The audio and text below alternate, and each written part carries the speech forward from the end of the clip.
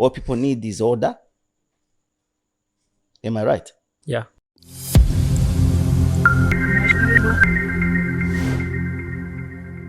Hello, everyone who is following us. My name is Gilles Nishimwe, and this is the Independentalism podcast. Today, I'm going to introduce to you a talk that we didn't finish last time, which is the government by CRAN, which evolves from the first two governments that we discussed currently, which is the government by reason and the government by union. But before we go further, before we introduce today's podcast, I'd like to have my friend introduced. So let's follow him first. My name is Biremba, and thank you for receiving me today. Okay, so thank you, Birimba. And currently, we have been discussing about government by reason, which is tied to government by union, and which give the birth to government by CRAN, which is the discussion of today. But before we go further, before we discuss about this government by CRAN, can we please do a recap to the first government? As a recap, we discuss about the government by reason, which is a government that is inherent in each and every being, simply meaning that is grounded on the moral and the intellectual aspect of reality. Which only simply means the right for man to have a need and respond to his need, but also the right for him to think. Therefore, choices and actions. But remember, this man is not living alone. He's living with fellow beings, and the coexistence, of course, matters more. Therefore, the consequences must be there. This man must be responsible, but also accountable for all his choices and actions. Currently, we have said that a person who lives by self-reasoning capacity is a person who understands his moral compass and intellectual integrity, and therefore able to understand and guide his action and choices toward existence, which simply means this is a person who have the capacity to say that I am someone in existence, which also bring the call for the second government, which is the government by union. Can you make also a small recap, because we want to connect the two to simply get how to just deal with the government by CRAN, whereby someone who is following us will have to understand how the three are connected. Now, imagine if man now is fulfilled. All his ethical principles are maintained. Now his reason is well protected. He has no any threat from any fellow man. What else? Why living in a boredom, in such a boring world, if not the need for companionship? But of course, you understand the companionship does not just go all alone. It has other consequences, because, you know, this man and a woman who are together in this companionship, they will come to assure a generation, because children will come forth, and these children need an upbringing.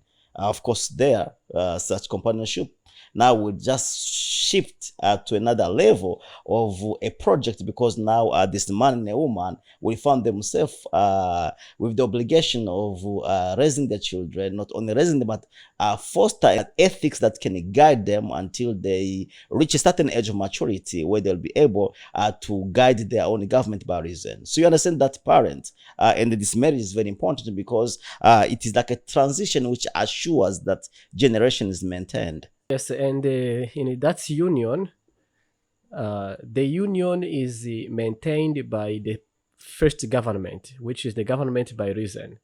And it is the same government by reason that the parents pass to the next generation.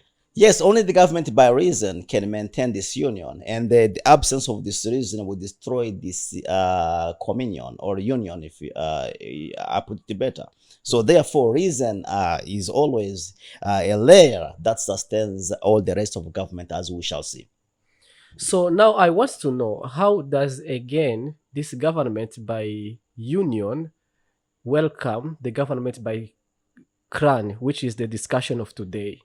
Now you understand the families do grow. So the expansion of families, where now they'll propagate in this geographical area, it will lead, of course, to what we call clan. Clan simply means the multiplication of families.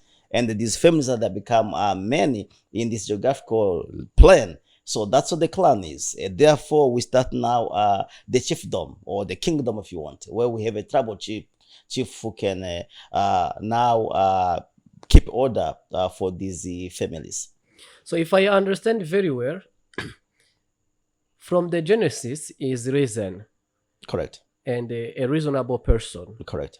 And this person comes in contact with another to start something called a family, a small entity that they lead with someone.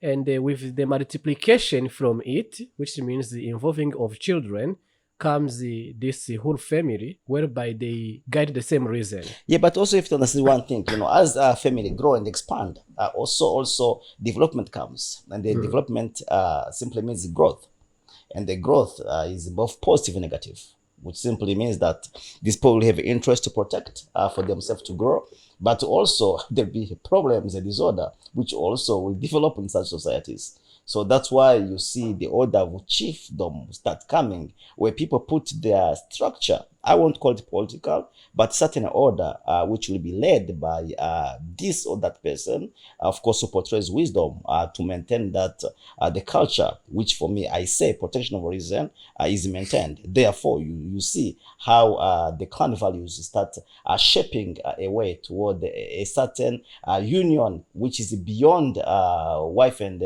husband, but going beyond a union of engagement where many families meet.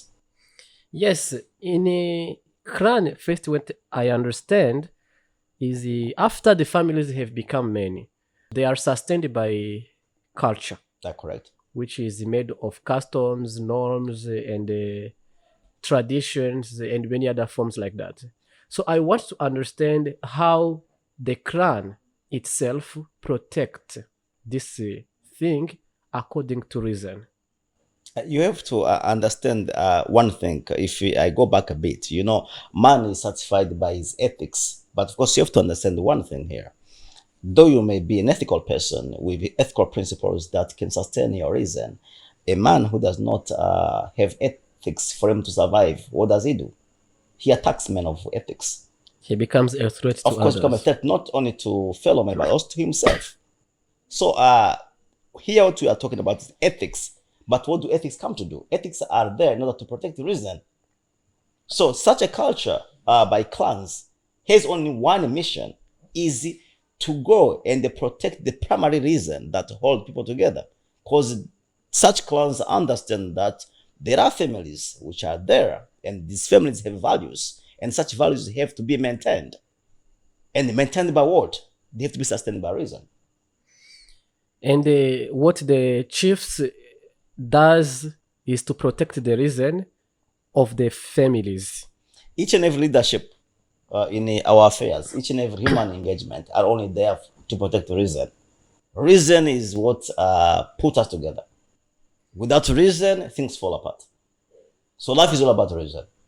Because in reason is where we know what's right and what is wrong. We know what is the truth and what's the lie, what's good and what's bad. So reason is what give us that identity as human beings. Okay, so after the clan have multiplied, you understand that the clan is not alone, as you have developed in your book. There are many other clans who share the same geographical background, who share the same language, who are together in a engagements and duties, but you understand made of different reasons because they are clans, this clan and this other clan, which simply means they are tribes. So which simply bring in existence governance by tribe. So the question that evolves in me is how does this government by tribe come in existence where there is clans? Now, the multiplication of clans. First, you understood that the multiplication of families brought us clans. And now, clans, as they multiply, so that expansion brings us to what is tribe. Actually, a tribe is superior than a clan, or we do that's bigger than a clan. But I think what they want to mean is that many clans form what you call tribe. But in my book, though I wrote about tribe, but for me, I don't really waste much time on defining what government by tribe is, but rather clan is enough to understand, and the transit straightforward to the new government as we understand it now as an institution of order. So therefore, we just shift to the government by convention, which is the today government that most people will see. Modern government. Yeah, the modern government. Led by Mr. President. Yeah, by Mr. President, prime ministers, according to the institution of order. So now I want to understand, how does the government that we have today, this conventional one, work hand in hand with reason? The primary job of the government is to protect reason, because the government protects man against man. Because the government understands that man can be threatened by man.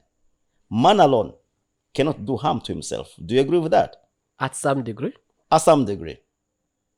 So the government deals with crime. And the crime only arises when a man meets his fellow.